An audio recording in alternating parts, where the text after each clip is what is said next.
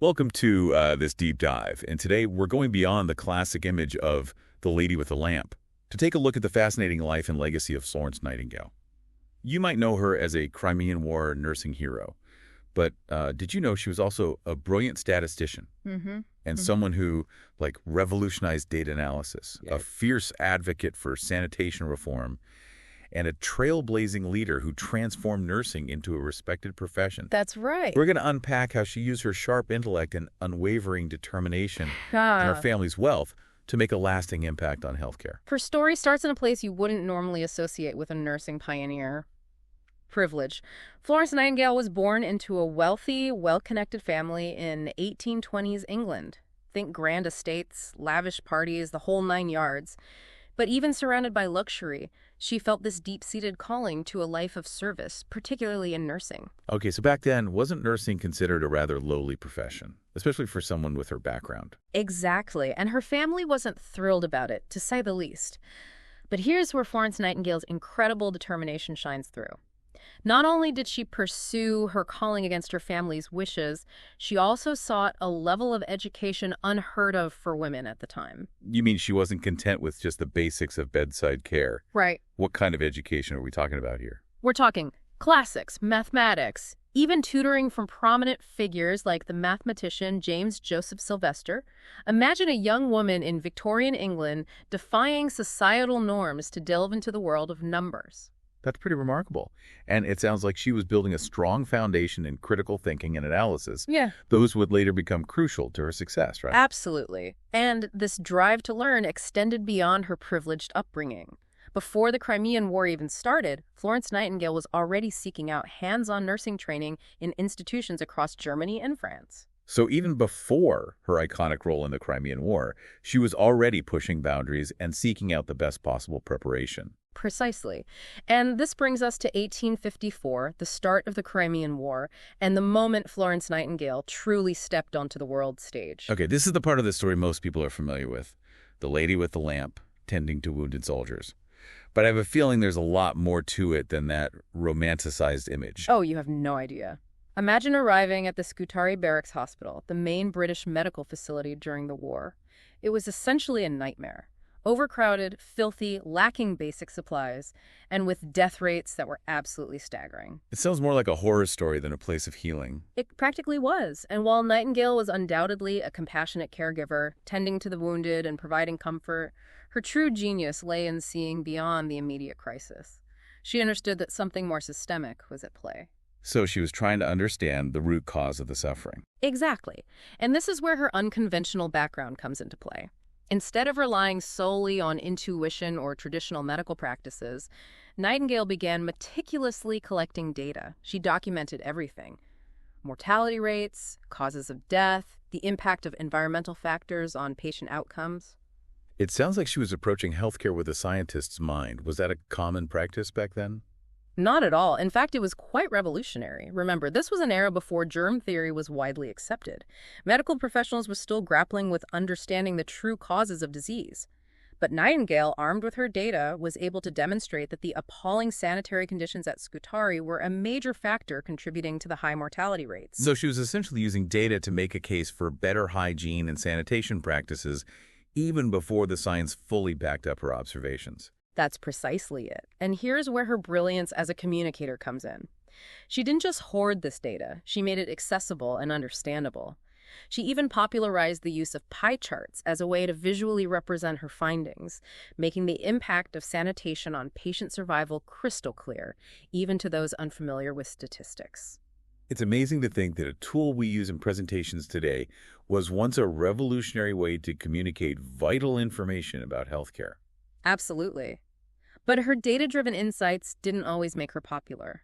She often clashed with military authorities who were resistant to change, preferring to stick to traditional practices even in the face of overwhelming evidence. I can imagine that going up against the military establishment, especially as a woman in that era, took a lot of courage. Oh, she was fearless. She understood that data was a powerful weapon, and she used it strategically to advocate for better conditions for her patients.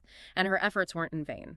So her work at Scutari was more than just tending to the wounded. It was about challenging the status quo and using data to drive real systemic change in healthcare. Exactly. And this experience in the crucible of war would ignite a lifelong passion for healthcare reform that extended far beyond the battlefield. Welcome back.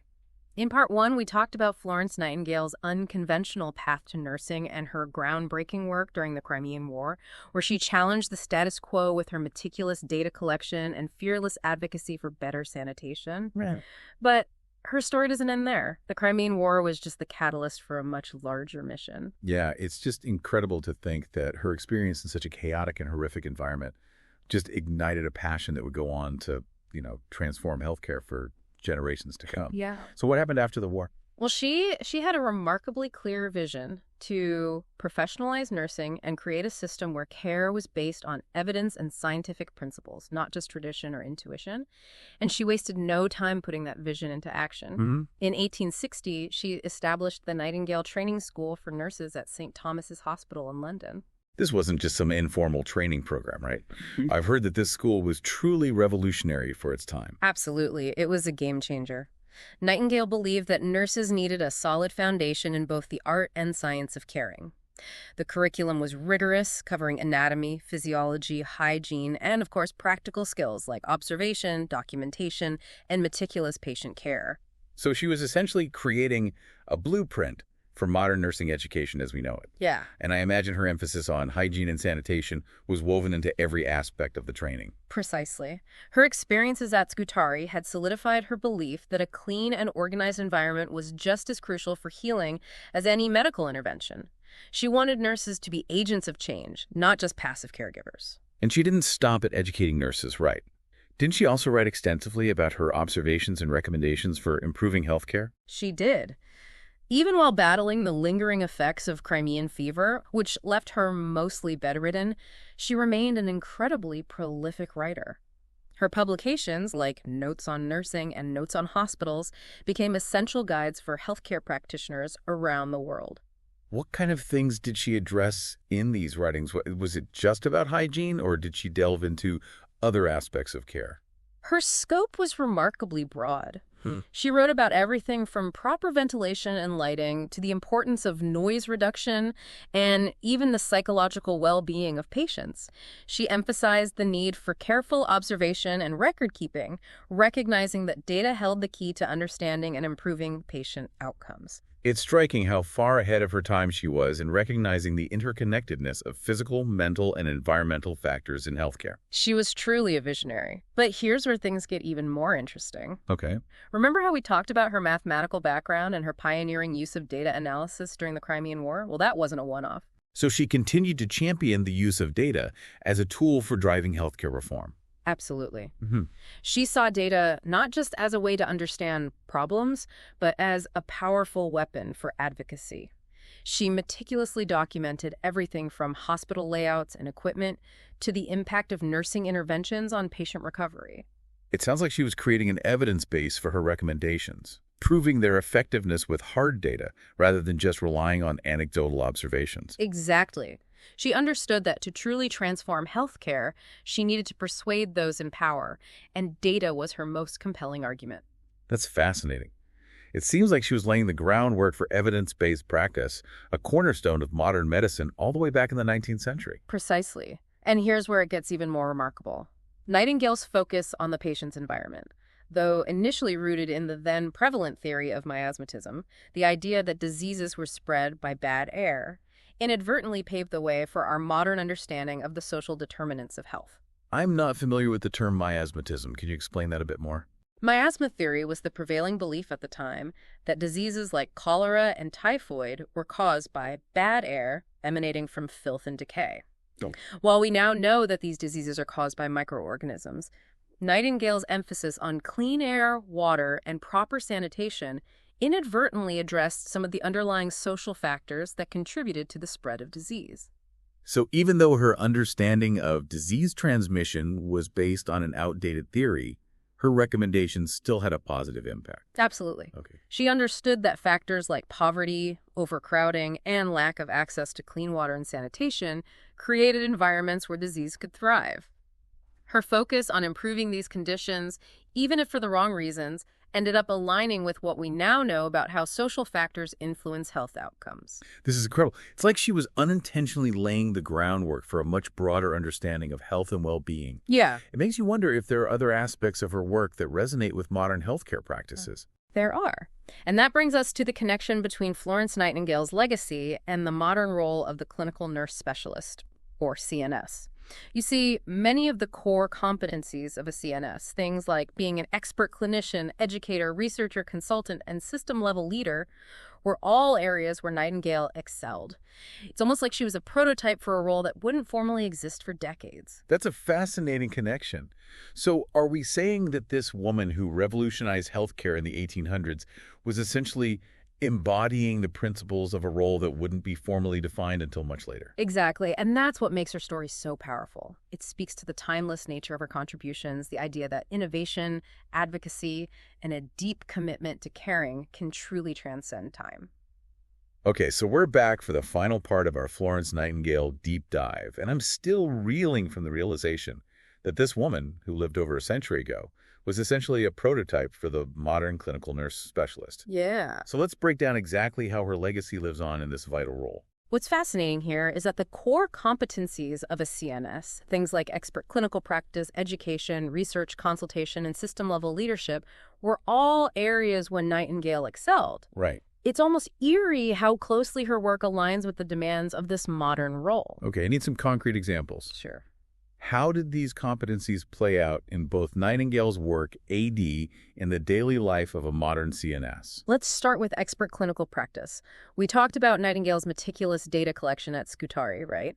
Well, today's CNS are doing the same thing, but often with even more sophisticated tools and technology. Right. They're gathering data on patient outcomes, analyzing it for trends, and using that evidence to inform their own practice and guide other nurses. So just like Nightingale used data to prove that sanitation was lowering mortality rates, a CNS might use data to, say, implement a new protocol for preventing falls in a hospital ward. Exactly, and that brings us to education. Nightingale was passionate about training nurses to be more than just assistants to physicians. She wanted them to have a deeper understanding of the science behind care, to think critically and solve problems. Right. And guess what?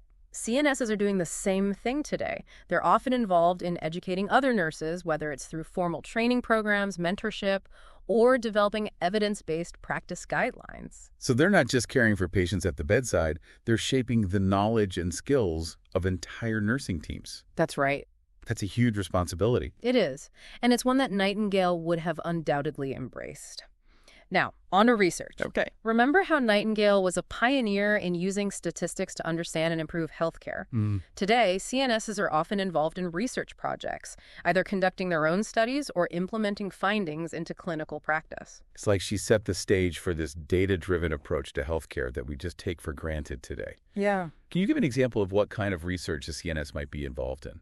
Sure, they might evaluate the effectiveness of a new pain management technique or study the impact of a nurse-led intervention on patient satisfaction.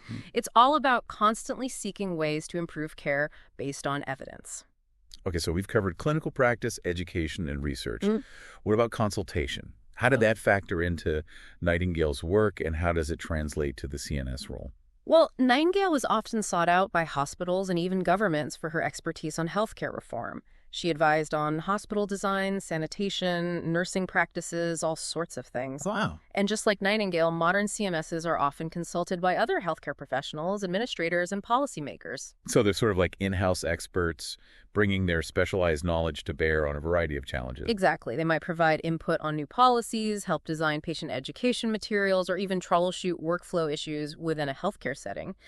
And lastly, we come to perhaps the most striking parallel: system-level leadership. Ah, yes. But we talked about how Nightingale went head-to-head with the military bureaucracy to advocate for better patient care. That takes some serious leadership skills. It does, and CNSs today are carrying on that legacy. Right. They're often leading change initiatives within their organizations, championing new technologies, advocating for policy changes, anything that benefits both patients and nurses. So they're not just working within the system, they're actively working to improve the system itself. Precisely. They're using their expertise, their leadership skills, and their deep commitment to patient well-being to drive meaningful change, just like Florence Nightingale did all those years ago. This has been an incredible journey. We've gone from the battlefields of the Crimean War to the forefront of modern healthcare, and it's clear that Florence Nightingale's influence is still profoundly felt. It really is a testament to her vision and her unwavering dedication to improving care. As we wrap up this deep dive, what stands out to you as the most important takeaway? It's the realization that one person, even in a seemingly powerless position, can make a world of difference. Florence Nightingale wasn't just a nurse. She was a revolutionary who challenged conventions, championed data-driven decision-making, and fought tirelessly to improve healthcare for all. Beautifully said. And her legacy lives on not only in the formal role of the CNS, but in the hearts and minds of countless nurses who strive to embody her values of compassion, innovation, and unwavering advocacy for their patients. So what does this all mean for our listeners? It means that each of us, in our own way, can be a force for positive change. Whether we're collecting data to make better decisions, speaking up for those who need our voice, or simply offering a compassionate ear, we can all carry her torch forward. And who knows, maybe one of our listeners will be inspired to follow in her footsteps and become a CNS, continuing Nightingale's mission to improve healthcare for generations to come. What a powerful thought to end on. Thank you for joining us on this incredible deep dive into the life and legacy of Florence Nightingale, a true pioneer of modern healthcare.